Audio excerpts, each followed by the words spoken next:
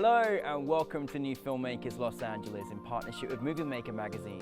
My name is Danny DeLillo and we're here at Emerson College. I'm delighted to be joined with Luke with his fantastic movie, Poor Boy. Let's take a look at the clip. Not working tomorrow. If you want to work on some sketches together or something. I mean, who's got a name like that? Star? I mean, I knew he was gay, but like, really? You stop being an asshole and pack a bowl. What are you doing here? Do you want to touch me?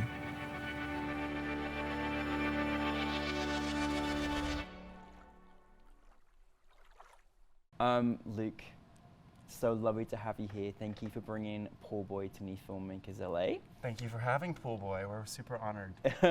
For those that haven't seen it, tell us a brief synopsis. Sure. Poor Boy is a queer romance about a straight cis guy who unexpectedly falls in love with a non-binary trans character who happens to be his parents' pool cleaner. It's such an endearing story, and you know, being part of the queer community is a story that I feel like is one that hasn't been told very often, but should do in these particular circumstances. Where did the inspiration come for you in creating this particular project? Yeah, I think that my inspiration, you know, I made this film in the middle of COVID. Mm-hmm. So this film kind of came really out of like a lot of canceled projects and looking at my resources and thinking, what can I do? How can I make something? How can I create? Who do I have in my circle? And how can I make a story out of that? And I think that, you know, especially in June of 2020, there was so much frustration and anger and heartache. And I think that we were so immersed in negative content. I mean, you'll remember our leadership at the time, and the news at the time, every 2 weeks something catastrophic was happening. Yeah. And I thought, you know, so often film is used as a mirror to reflect life. Mm-hmm. And I thought, what if we made a film that actually gives a roadmap, that's more of a roadmap to how life could be better, how the future could be different. How can we show characters that are more and more being portrayed, but how can we do it in a less harmful way? How can we give these characters permission to finally do the right thing? Yeah. Oftentimes we see representation and we use the word representation, but like representation isn't enough. Yeah. I'm sorry, it's 2022. Yeah. Like we have to talk about how historically excluded communities are represented. And are you harming them by representing them in the way that you're representing them, or are you offering healing and a path forward to a better future for these communities? Are you welcoming them in, or are you just putting them further into that box of harm and you know? Yeah, no, I absolutely, you know, agree with that, and I think that's what's so nice in your film. You kind of had these, you know, two characters just, you know, form this relationship very naturally, very authentically, very real, as well. How was that process in finding your leads and also in that development of creating that story as a director and working with them? Well, I wrote it for them. Yeah. For the two of them. I knew that I had those two actors accessible in a way that I could, you know, we could all group quarantine, and I knew that we could create a safe bubble together with River and Tim. And actually, you'll notice Justin was new to our group at the time, and you'll notice like I cut out all of the touching. Like you'll notice he doesn't shake hands or anything with his friend. That's all COVID. That's us just cutting around COVID. I mean, I would never have known that, but and my goodness, keeping isn't that Justin more than 6 feet away and outdoors and everything. Wow. Yeah. Anyway, no, but that's really veered interesting. off. That's how you do it during restriction time. I love it. Yeah. I think that, like, I'm glad that you said it was very real. I think that there was a lot of, you know, we have a very fantastical moment in our film, and and I wanted to really contrast that to the hyper real. But I guess that there is something really subjective about that moment when their hands touch. it's like I really wanted that. I wanted to capture the electricity of young love. Mm-hmm. You You did know, it. You did. I felt it then when I watched it, and I'm feeling it run through. Like I'm even now. Like I think it really showcased. You I'm know, glad, yeah. it really did, because it's a special moment that they shared. Yeah. And you hope that whether you're an audience member watching it or at least can empathize with this lovely, two people that are coming together and see that and see that on a screen, for whatever element you're coming from, you were showing it. There's so much fear, right? Yeah. Involved in a scenario like that. Yeah. Every millimeter, every millisecond is hyper analyzed Yeah. by the individuals living that. The slightest inch forward or away is noted by everyone, Yeah. right? There's just a hyper attention that you cannot capture in dialogue. No.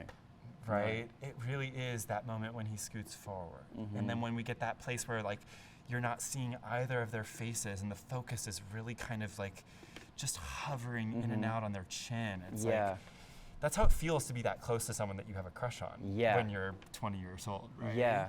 I thought you played with the camera really well, how you kind of alluded to that, like almost like as they got closer, you sort of like inside got, you tensed up, which is what that young love experience is. For you as a director, how is it directing something like this? How are you as a director? How do you work with your actors? Do you kind of let things play out? Do you kind of improvise? How's that experience for you as a director? Gosh, I feel like I'm the wrong person to answer that. You should ask them. I can't give you an objective answer, obviously, to that question. I think that when I approach every project I make, I think, what is the story? What is it how are we trying to impact the audience? Mm-hmm. And what resources do I have to do that? And I think that means that every story kind of varies in its process and in its how I approach it. Rachel Ramis said this amazing thing to me once in a panel.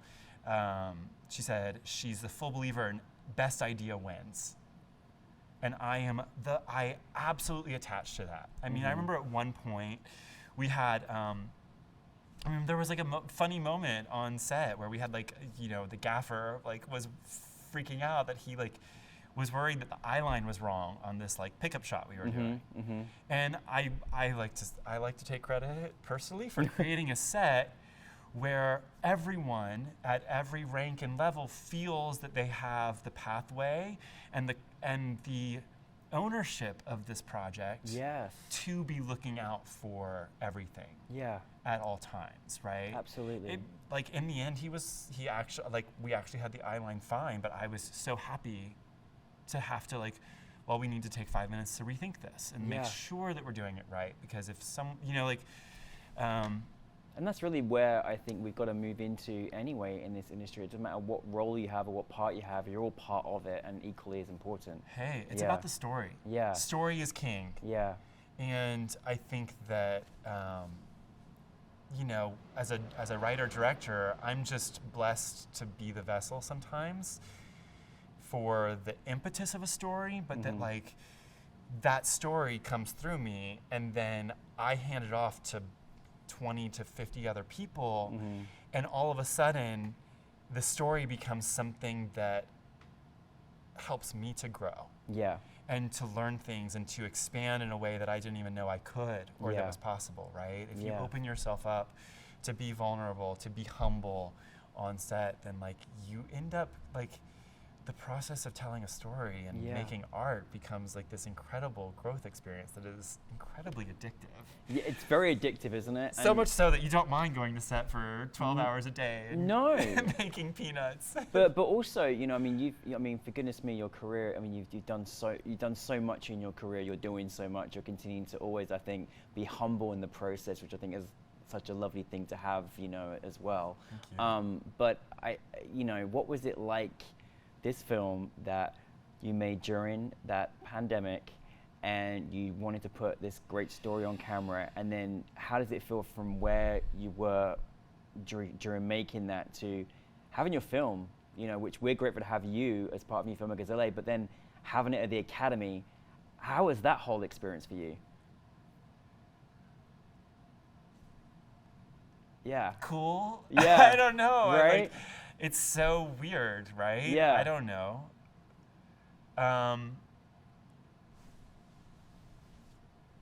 I mean, at the point that it becomes, I don't know, that it goes off and starts being seen by other people. It's Yeah. like, oh, okay, well sometimes I have like weird imposter syndrome Yeah. when things are being screened. Yeah. And I'm like, did I make that? Yeah.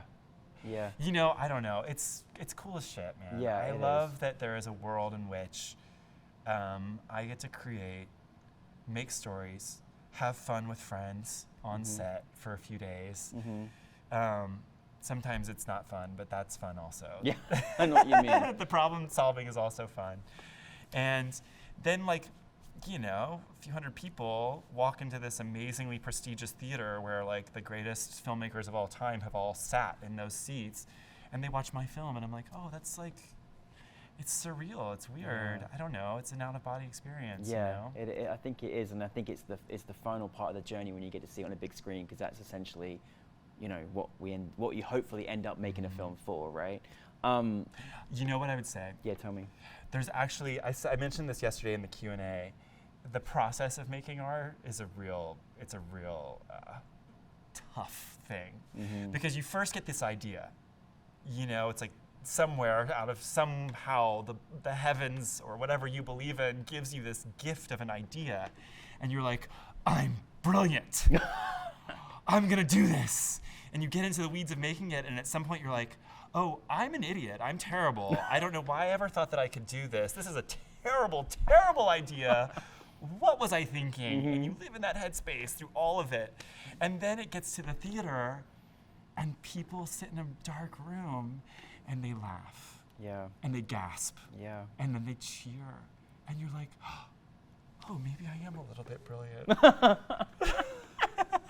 I love that. That's know? a really great analogy, and I think as well, being a performer, being a creative person, the journey that mind wanders, right, in all those from ups and downs and yo's and lefts and rights. And looking back on the project now, and particularly enhancing these characters and sharing that with us, what did you kind of want your audience to take from your film?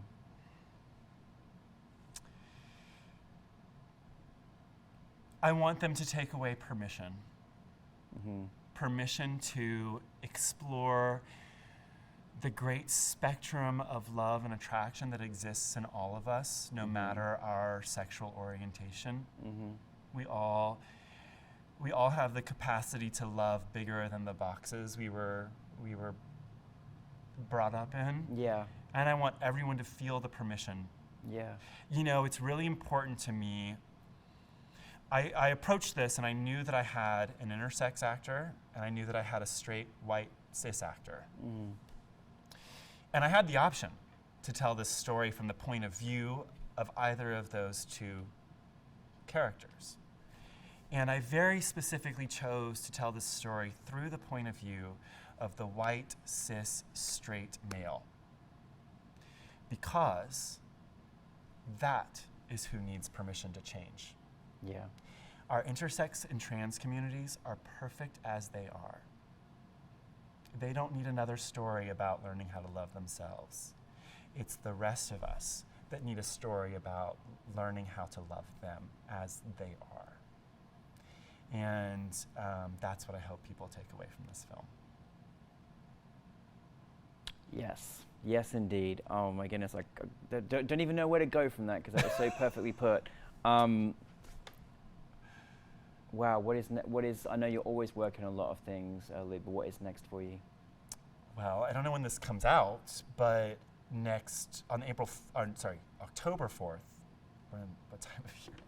Sometime in September 2022, I think. I'm not even sure. October 4th, we're dropping a music video with Lady Camden featuring Evie Oddly. These are RuPaul's Drag Race queens. I mean, of course. Season 13 and I think 12, but the most recent season of course, All Stars, All Winners was Evie's season of All Stars. They cut this fabulous single with our mutual friend Shannon, and I made the music video for it, and it's all, I had Lady Camden, I don't think we've mentioned on this interview, but I'm also a former ballet dancer. Yeah. Lady Camden is a former ballet dancer, and we've made a music video that is her Swan Lake. I mean, I cannot wait to see it. I mean, So- come on, why wouldn't you want to? But no, that's amazing. I honestly, I'm always excited for what could be next for you, because I just feel like you've got a great imagination, and so please just keep making, doing, and sharing your thoughts, because we appreciate what you're doing. So thank you very much. Thank you. Thank you Thank for you. having me. Thank you for having Pool Boy and giving Thank it you. this beautiful space to perform in. Thank you very much, Be Luke. seen. Everybody, thank you.